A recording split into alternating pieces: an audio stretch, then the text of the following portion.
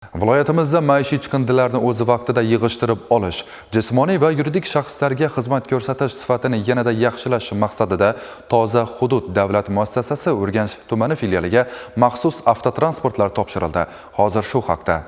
Maishiy chiqindilarni o'z vaqtida olib chiqish atrof muhit tozaligining garovi hisoblanadi. Bu masala uzoq yillar katta muammo bo'lib kelgan edi.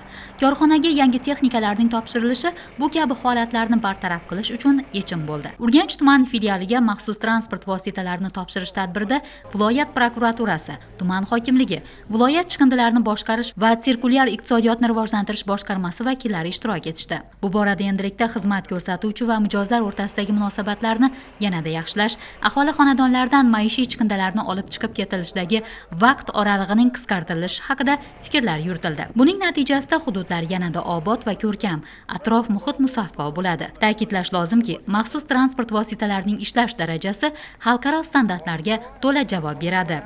Bugungi kunda viloyat hududida 3 ta sanitar tozalash korxonasi mavjud bo'lib, shulardan bittasi Toza hudud davlat muassasasi hisoblanadi.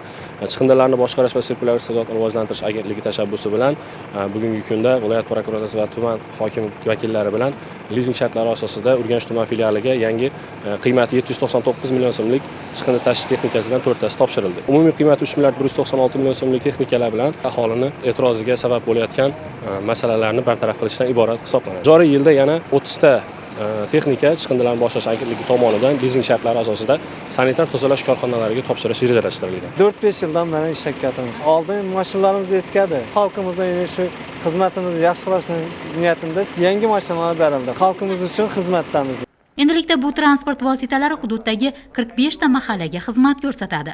Ma'lumot uchun, viloyatda 3 ta sanitar tozalash korxonasi bo'lib, Toza hudud davlat muassasasi tarkibida 5 ta filial Urganch shahri va Bog'ot, Tuproqqal'a, Hazorasp, Urganch tumanlarida faoliyat ko'rsatadi. Maxsus tozalash korxonalarining moddiy texnika bazasi mustahkamlanishi faoliyatni yaxshilashga, qamrov darajasini oshirishga hamda hududlardan maishiy chiqindilarni o'z vaqtida olib chiqib ketishga qulay sharoit yaratadi. Natijada yon atrofimiz tozaligiga erishamiz.